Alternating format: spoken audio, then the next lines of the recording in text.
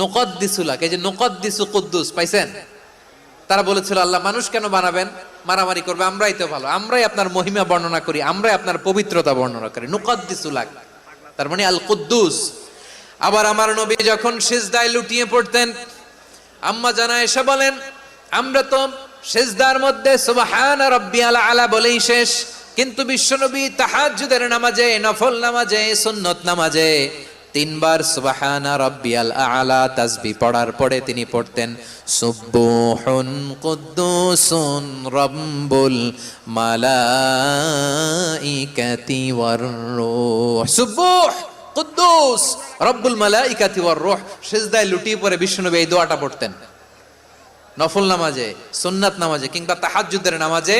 সুবহান রাব্বিয়াল আলার পরে কি পড়তেন? সুবহুন, আওয়াজ করে বলেন সুবহুন কুদ্দুসুন রব্বুল